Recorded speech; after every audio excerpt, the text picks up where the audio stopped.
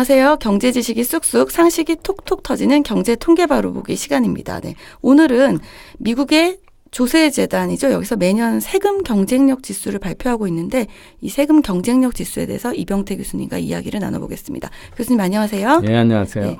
2017년 순위가 최근 발표가 됐는데 조사 대상 33개국 중에서 한국은 12위네요. 네. 2010년에는 10위, 2016년에는 11위였는데 순차적으로 지금 순위가 떨어지고 있는 것 같습니다. 네. 1위가 에스토니아, 2위가 뉴질랜드, 3위가 스위스, 4위가 라트비아, 뭐 이런 국가들 순입니다. 네. 교수님, 일단 궁금한 게 1위가 에스토니아인데요. 지금 암호화폐로 급부상하고 있다고 제가 그때 기사를 읽은 것 같은데 어떻게 이 나라들은, 이 에스토니아는 어떻게 1위를 몇 년째 지금 하고 있을까요? 세금을 특히 기업을 하는데 세금을 거의 안 걷기 때문에 그렇습니다. 사업하는 데 대해서는 여기 이제 암호화폐뿐만 아니라 전자주민증 레지던스라고 그래가지고 네. 가서 사는 건 아닌데 전자적으로 시민이 될 수 있는 건가요? 시민권을 팔아요. 돈 몇 푼만 내면 바로 줘요. 그럼 저희도 지금 에스토니아의 시민이 될 수 있는 건가요? 네. 그래서 창업도 할 수 있나요? 창업도 할 수 있어요. 사실은 이 주민증을 누가 하냐면 다 창업가들이 하는 거예요. 첫 번에. 법인세가 없으니까 살 수가 없는데 거기에 바로 에스토니아에다가 법인을 온라인에서 하면서 런던에 살면서 창업을 하면 거기서 돈을 벌면 영국이 법인세를 많이 뜯어가잖아요. 네. 근데 그냥 영국에 있으면서 에스토니아 법인으로 주민증을 가지고 창업을 하면 에스토니아의 전자주민이기 때문에 사이버상의 주민이기 때문에 온라인에서 다 할 수 있는 그러니까 뭐 거기 가서 상점을 열고 하고 이런 거는 어렵겠죠. 내 몸은 여기 있고 그러니까. 네. 그런데 요새 많은 것들이 그냥 온라인상에 하잖아요. 그래가지고 에스토니아 회사로 디클레어를 하면 그게 이제 에스토니아 법인이 되는 거예요. 기업이 되고 거기서 보시면 여기 이제 법인세 0%잖아요. 네. 그리고 이익 배당에 대해서도만 그 이익 배당액의 20%만 내니까 배당을 할 때만 세금이 나가는. 네. 없고 그거는 바로 온라인 뱅크를 쓸 수 있게 해줘요. 그리고 정부가 모든 기업에 하는 서비스를 온라인으로 다 제공을 합니다. 그래서 지금 한 4만 명 정도가 이 레지던시를 레지던스를 지난 연말 기준으로 보면 이제 한 4만 명 정도가 있는데 대부분이 창업가예요. 그래서 이게 창업용입니다. 창업용. 네. 그래서 그렇고 이 전 세계가 이 법인세에 대한 경쟁을 하고 있고 특히 이제 미국에 이게 인하되고 나서 그게 지금 그 돈 갑자기 이제 수익성이 좋아졌잖아요. 그래서 최근에 자사주 매입을 많이 하고요. 경영권 보호를 위해서 자사주 매입이라는 게 이제 그 주주들한테 돈을 더 주는 거하고 똑같은 효과잖아요. 그러니까 갑자기 현금이 많이 생긴 거예요. 전에는 벌은 돈에 상당 부분을 정부에다 법인세를 냈어야 되는데 그게 이익으로 그냥 남으니까 법인세 안 가죠. 그 다음에 거기에 소위 저소득으로 받고 있던 최저임금, 낮은 임금을 받고 있던 직원들의 급여를 쫙 올려줬거든요. 그래서 은행이나 이런 유통업체에서 이 저소득층의 급여가 이 법인세 삭감으로 많이 올라갔어요. 그리고 이제 아직은 잘 안 나타나는데 시간이 너무 짧으니까 좀 지나면 이게 이제 투자 활성화로 갈 거다 이런 기대를 하고 있어서 이 법인세를 낮추고 이런 것들이 기업 일자리 만들고 이런 데 얼마나 좋으냐. 그래서 그 순위를 가지고 지금 왜 세금 경쟁력 지수라는 걸 재느냐 하는 이유가 됩니다. 그래서 청년들이 온라인상으로 사업 만들어서 한 거 한국에 법인세나 뭐 이런 거 너무 골치 아프고 사업해 보시면 이제 법인세가 얼마나 무서운지 아실 건데 그런 경우에 그냥 에스토니아 기업으로 등록해 놓고 특히 이제 EU 기업으로 간주가 되니까 유럽 안에서는 다 관세도 없이 모든 EU 혜택을 받잖아요. 그러니까 특히 유럽에 진출할 유럽 시장을 겨냥한 사업을 하는 경우는 이 에스토니아에다가 전자적으로 전자주민증을 받고 거기다 기업을 설립하는 것도 좋은 방법입니다. 네, 파격적인 인센티브를 주니까 이제 4년 연속해서 지금 세금 경쟁력 지수의 1위 국가가 되고 있네요. 근데 우리나라는 보니까 기업 관련된 그 세부 항목을 보면 기업 관련된 순위가 27위예요. 33개 국가 중에 거의 법인세 부담이 상대적으로 굉장히 높다는 이야기죠. 그리고 또 돈 많이 버는 기업들은 지난해 올렸잖아요.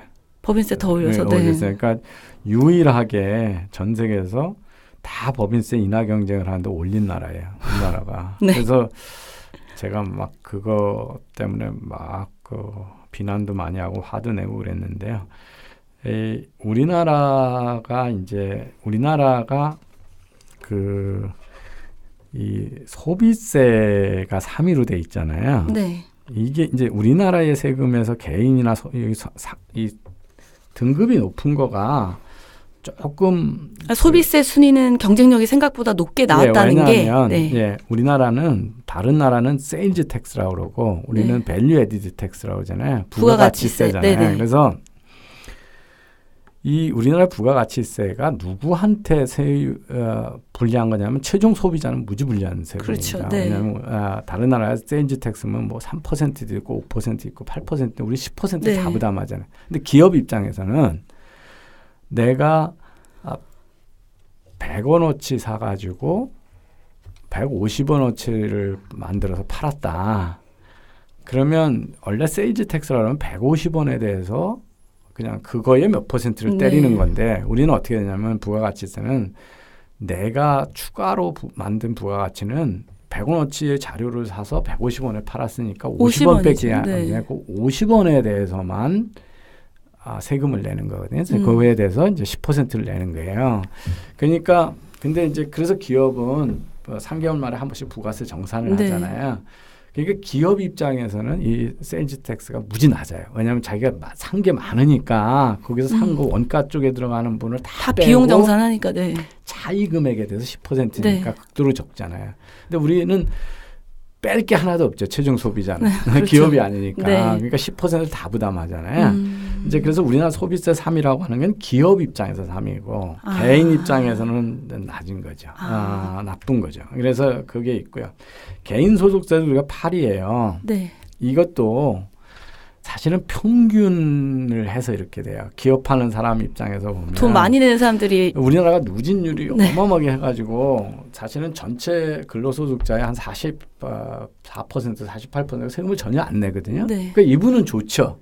근데 탑 1%, 2%는 그 집중도가 무지 높거든요. 그러니까 이제 이게 우리나라가 상대적으로 그래도 괜찮은 수위가 나오는 게 제가 이 세금 경쟁력을 재는데 평균을 가지고 자꾸 봐서 하다 보니까. 그렇습니다. 근데 이게 부자들이 살기에는 상당히 우리나라가 그거예요. 그 중에는 또 여기에서 사실 이거보다 더 중요한 세금이 하나 있죠. 상속세라고 하는 거. 상속세는 다른 의미에서 개인 소득세거든요. 매년 내는 소득이지만 남겨놓고 있던 거를 일시적으로 또 뺏는 거잖아요. 그러니까 이게 숨겨진 개인 소득세예요. 그죠? 그러니까 그것까지 감안하면 우리나라 순위는 이거 정말 현실보다는 되게 높게 좋게 평가되어 있는 거다 이렇게 보시면 돼요. 국제조세가 또 31위로 하위권이에요. 세부 항목 중에. 그러니까 이제 외국 기업이 와서 했을 때 수출 수입했을 때 하는데 이게 두 가지인데요. 이제 하나는 세율을 하나 하고요. 그거보다 더 중요한 건 뭐냐면 그 세법이 얼마나 간단하냐 이해가 쉬우냐 하는 거예요. 그러니까 세무서가 우리나라에서 많은 경우 그렇잖아요. 최근에도 뭐 금융이나 이런 데서 삼성 바이오로직 가지고 뭐 이게 분식회계다 아니다 이런 거 할 때 그러니까 임의로 막 해석을 할 수 있으면 사업하는데 위험이 큰 거잖아요. 그렇죠. 불확실성이 높으니까. 어떨 때 뭐 상호 면제 세금 면제 조약에 의해서 세금이 되는 건지 안 되는 건지 뭐 이런 거에 대해서 이 소위 이 국제 관계, 수출 수입에 관한 외국 기업들이나 우리가 외국에 가서 하는 경제 활동에 대해서 그러니까 두 나라 사이에 걸치는 경제활동에 대해서 부과하는 세율이 얼마나 되느냐, 세금 제도가 얼마나 복잡하고 네. 어려우냐. 거기서 이제 우리가 거의 꼴찌 수준입니다. 네. 그러니까 우리는 세무서가 마음대로 해석할 수 있는 여지가 너무 많아서 그래요. 네. 네. 일단 끝으로 이 조세 경쟁력 지수를 매년 발표를 하고 있는데 우리가 왜 이 조세 경쟁력 지수를 매년 이렇게 주목해야 될까? 네. 그 중요성. 네. 제일 큰 이유는 기업이 기업하기 얼마나 좋은 나라냐 하는데 한 큰 원인이거든요. 그러니까 왜 트럼프 대통령이 잘한 것 중에 하나가 이제 법인세를 낮췄고요. 그 다음에 세금이 높으니까 해외에다가 현금을 다 놓고 안 가지 들어오잖아요. 조세 네. 피난처에다 갖다 놓고. 그런데 그 돈이 뭐 어마어마하거든요. 그러니까 애플이나 구글 이런 데는 마이크로소프트 이런 회사들이 다 해외 조세 피난처에다 현금으로 가지고 있는 돈들이 수백조들이에요. 그러니까 그게 들어와서 투자로 이루어지면 좋아지잖아요. 그래서 그럼 그간에 세금 안 낸 거 따지지 않고 가지 들어오는 거는 법인세 낮춘 거에 기준으로 15%만 내게 하고 들어오게 하겠다. 그게 트럼프 대통령의 이야기고 그런 것들이 이제 기업들이 돈을 가져 들어오게 하는 거죠. 근데 우리 해외 투자가 줄고 있다. 이러면 경제가 잘 안 되고 있다는 건데요. 우리나라가 지금 몇 년째 지금 해외 투자 금액이 정체 내지는 줄고 있거든요. 이제 우리나라에서 돈 열심히 해놓으면 우리 중국도 큰 저거 중에 하나 돈을 벌어도 해외로 못 가져가게 막잖아요. 그죠? 네. 그러니까 그럼에도 불구하고 옛날에 시장이 막 커질 때는 워낙 큰 시장이니까 투자가 이루어졌는데 이제 그 성장이 정체되면 외국인들이 거기 가서 안 하겠죠. 지금도 다 중국에서 빼가지고 베트남으로 옮기는데 그런 것들이 이제 돈을 벌어서 가져갈 수 있게 해줘야 투자가 일어나는 건데 그러니까 그 내부의 기업들이 그 세금을 많이 내면 기대 수익이 있으니까 사실은 원가가 높은 거하고 마찬가지잖아요. 그죠? 네. 네. 그러면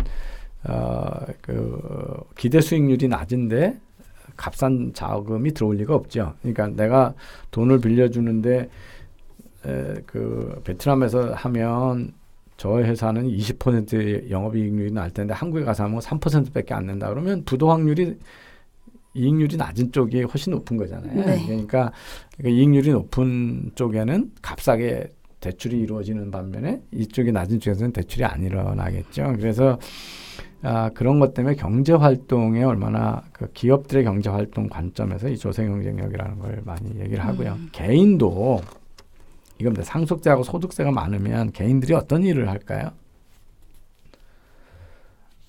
막 이후에 내가 산다 그러면 프랑스에서 돈을 벌면 70%를 세금을 내야 되고 옆에 아일랜드 가면 버는 돈에 15%만 세금 낸다 그러면 이민을 가야죠. 옆으로 이동하죠. 네. 그래서 우리는 이제 이 섬나라잖아요. 어디 가기가 너무 힘들고 네. 언어도 있고 그러니까 정부가 무슨 행패를 불러도 대응책이 별로 없지만 거꾸로 카이스트 같은 데서 급여도 낮은데 세금이 높으니까 외국인 교수를 초빙할 수가 없는 네. 거예요. 제가 홍콩 과기대에 제안을 받았을 때 홍콩은 소득 수준에 상관없이 그 당시에 11%였어요. 세금이. 그러니까 같은 돈을 벌어도 거기는 몇 천만 원 더 받는 거죠. 그러면 우수인재를 유치하기 무지 좋잖아요. 그래서 이 개인 소득이나 이런 것들이 결국은 그 우수인재 유치하고도 관련이 있으니까 결국 우수인재를 유치 못하면 나라 경제가 발전할 수가 없죠. 경쟁력이 없어요. 그래서 조세에 의해서 기업 활동에 경쟁력에 많은 영향을 미치기 때문에 그거에 관심을 가져야 되는 겁니다. 네, 기업과 개인만 경쟁을 하는 게 아니라 국가도 기업이 도망가지 않게 개인이 도망가지 않게 경쟁을 해야죠 이제. 제가 맨날 얘기하는 게 세상이 바뀐 게 뭐냐면 국적도 경쟁하는 시대다. 태어나면 그 나라 국적 외에는 선택할 수 없었던 시대하고 많이 다른 거죠. 우리나라에서 잘 안 하니까 그 쇼트트랙 잘했던 무슨 선수 안현수 러시아가 알렉산더인가요? 네, 안현수. 그게 아주 빅토르 안이 됐잖아요. 그게 그런 거죠. 내부에서 개인의 영향을 발휘할 수 있는 기회가 없으면 더 좋은 기회가 있는 데로 가는 거죠. 그죠? 그래서 그건 기업이나 뭐 개인이나 똑같죠. 저는 우리나라의 그 대학이 지금 발전 못하고 있는 것들이 그 도덕성의 문제만은 아니다. 대학이 국제화돼야 되는데 그 국제적으로 능력 있는 교수나 직원들을 그러니까 교수뿐만 아니거든요. 만약에 카이스트가 전 세계에서를 뽑아오려면 마케팅 스태프들도 다 글로벌에서 뽑아놔야 뭐 유럽에 가서도 학생을 뽑아오고 뭐 아프리카에서도 뽑아올 거 아니에요. 그걸 안 하는 그러니까 우리 기업 때 성공한 기업이 뭐예요? 다 글로벌 기업이잖아요. 그러니까 대학도 성공하려면 글로벌로 탑스쿨이 돼야 되는데 대한민국에서 순서가 뭐 그렇게 중요하겠어요. 그죠? 그러니까 왜 우리가 창의적인 기업이 안 나오냐? 창의적인 아이디어를 대학이 못 내놓는 거예요. 지식 생산을 못 하는 거예요. 근데 그거를 경북 보면 글로벌 경쟁력이 없는 건데 글로벌 경쟁력 제가 카이스트 경영대 맡아가지고 해보면 뭐냐면 우수 교수를 하나 못 뽑는 거예요. 그리고 우수한 글로벌 인재를 학생으로 못 뽑아오는 거예요. 뽑아오려고 그러면 뭐 급여도 호봉태블대로 줘야 되고 자녀 딸린 젊은 교수들은 오면 교육시킬 학교도 없어요. 외국인 학교가 너무 비싸가지고 카이스트 교수 월급보다 더 많이 학자금을 내야 되니까요. 그래서 그런 것들이 국가 경쟁력하고 관계가 있다 이렇게 보시면 됩니다. 예, 오늘 여기까지 하겠습니다. 교수님 감사합니다. 예.